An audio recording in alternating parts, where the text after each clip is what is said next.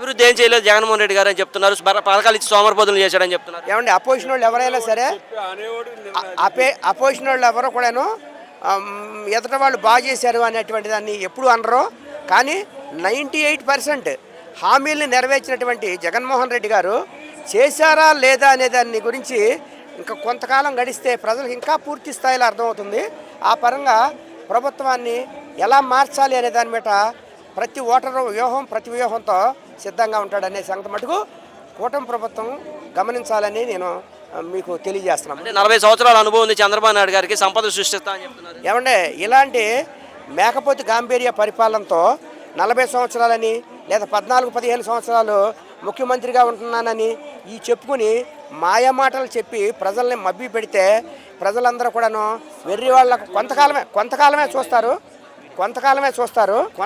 చూస్తారు ప్రజలు. ఆ పరంగా డెఫినెట్గా ప్రభుత్వాన్ని మార్చడానికి చూస్తారు. 40 ఏళ్ళు ఈ కథలో ఈ వ్యవహారాలు అనేవి ఇదివరకు రోజుల్లో సరిపోయాయి కానండి. ఇప్పుడు ప్రజలు అనుభవిస్తున్నారు, ఆ క్షోభ అనుభవిస్తున్నారు. కాబట్టి 40 సంవత్సరాలు, 30 సంవత్సరాలు, 15 సంవత్సరాలు ఇలాంటి వాటిని ఎట్టి పరిస్థితుల్లో కూడా ప్రజలు ఇంకా నమ్మడానికి సిద్ధంగా లేరు. అంటే 10 నెలల్లో వ్యతిరేకత వచ్చిందని ఎందుకు చెప్తారు? చాలా రకాలు వచ్చినాయండి, చాలా రకాలుగా వచ్చాయి. ఇప్పుడు సూపర్ 6 ఉంది, సూపర్ 6 అమలుపరచలేదు.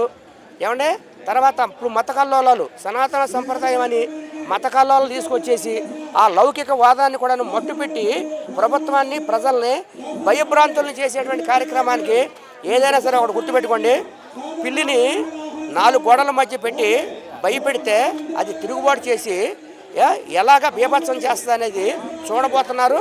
అది మీరు చూస్తారు.